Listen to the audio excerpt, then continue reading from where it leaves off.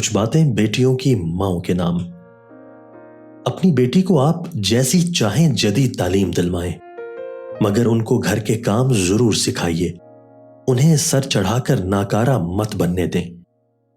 محبت کریں، بیٹیوں کے احساسات کا خیال کریں، ان کو اچھائی برائی میں فرق سکھا کر ضرورت کے مطابق آزادی بھی دیں، مگر ساتھ ہی ساتھ انہیں یاد دلاتی رہیں کہ ان کے ہاتھوں میں آپ کی عزت ہے۔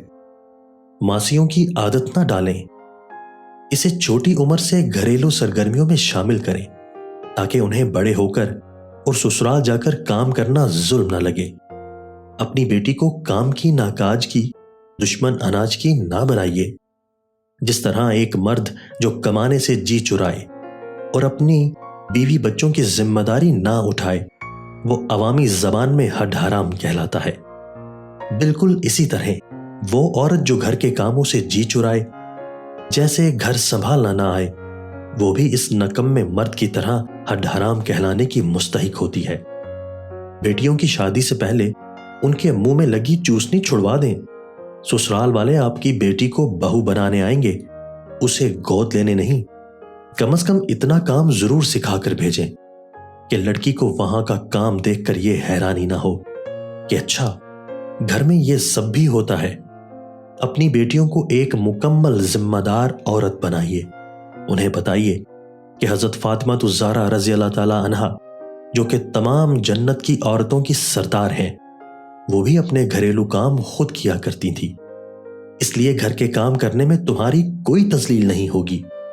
اشد ضرورت اور دکھ بیماری کے وقت ملازموں کی مدد ضرور لی جا سکتی ہے، مگر خود کو ان کا عادی بنا لینا کاہلی اور سستی کے سوا کچھ نہیں۔ آپ کی بیٹی کی گود میں آپ کی اور اس کے نصیب میں لکھے ہوئے مرد کی پوری نسل پروان چڑھے گی۔ ایک نکھٹو عورت پوری نسل کو نکما بنانے کی طاقت رکھتی ہے۔ ہمارے ارد گرد ایسے کئی سلجھے ہوئے اور پڑھے لکھے خاندان موجود ہیں کہ جن کے گھر کے ماحول اور نسل کو ایک نکمی عورت نے آ کر تباہ کیا۔